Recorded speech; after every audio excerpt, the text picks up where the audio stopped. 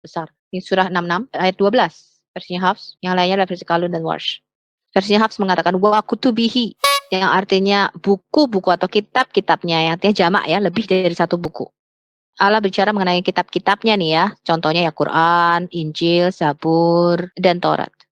Tapi kalau kita pergi ke versinya Qalun dan Warsh, di sini dikatakan kitabihi, yang artinya hanya satu buku atau satu kitab. Jadi ada perbedaannya antara kitab-kitabnya Allah atau hanya satu kitabnya Allah. Ini bukan hanya perbedaan makna atau arti, tetapi juga perbedaan doktrin atau akidah. Jadi kalau di versinya Hafs ini bicara tentang kitab-kitabnya ya, ada Torah, ada Zabur, ada Injil, ada Quran. Tapi di versi Qalunnya adalah cuma satu kitab saja. Kitab yang mana nih? Allahu alam, hanya Allah yang tahu ya. Jadi muslim mana yang benar? Mana yang harus kita buang ke tempat sampah dan mana yang harus kita pertahankan nih? Mana yang benar nih antara dua versi ini? Karena ini suatu musibah ya. Ini ada perbedaan bukan hanya di dalam arti tetapi juga di dalam akidah.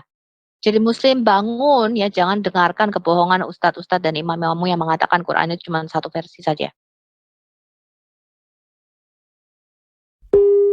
Oke, ini perbedaan di pembacaan dan artinya ya. Quran surah 25 ayat 61. Ya, ini muslim akan berkata, ini bicara mengenai matahari dan bulan. Ini ayat yang ada di depan Anda ini adalah suatu musibah ya. Sekarang kita ke Kalaf ya, versinya Kalaf. Dikatakan surjan, yang artinya ada banyak lampu. Yang muslim berkata ini adalah banyak bintang-bintang. Tapi kalau kita pergi ke versinya Hafs, kita bacanya sirajan. Sirajan dibandingkan versinya Kalaf ya, surujan. Ini adalah perbedaan bacaan dan perbedaan maknanya. Hafs version bicara cuma satu aja lampu, tapi versinya Kalaf bicara tentang banyak lampu. Sekarang kita mau ke perbedaan yang paling besar ini ya. Ini permasalahan yang sangat besar ya di dalam perbedaan variasi Quran. Muslim harus mengkoreksi Quran dengan tangannya sendiri, karena ini akan menunjukkan bahwa Allah adalah seorang manusia. Nah, ini alasannya kenapa nih, saya tunjukkan. Ya, ini saya menyebutnya tadi induk dari semua variasi ya. Perhatikan. Ini surah 37 ayat 12. Ini versinya Hafs. Versinya Hafs mengatakan bal ajibta wa yaskarun. Perhatikan kata ajibta. Ini versinya Hafs ya, ingat. Tapi kamu Muhammad keheran-heranannya, kamu sangat terkejut.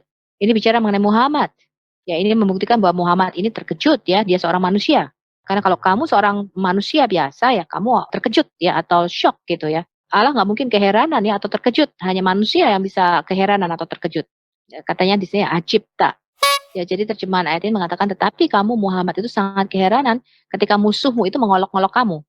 Tapi kalau kita pergi ke Quran versi lainnya, contohnya surah 37 ayat 12 versi Abu Al-Harith. Abu Al-Harith dari Kisai. Dia mengatakan bal ajibtu wa yaskarun. Ya, mengapa saya mengatakan ini induk dari semua varian? Karena Quran versi Abu Al-Harith ini bicara mengenai Allah yang keheranan, bukan Muhammad.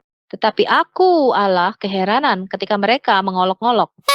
Ayat ini bicara mengenai Allah yang sangat terkejut dan heran. Ya, tapi seperti yang tadi kita sudah tunjukkan, tetapi versinya Hafs mengatakan kamu yang keheranan.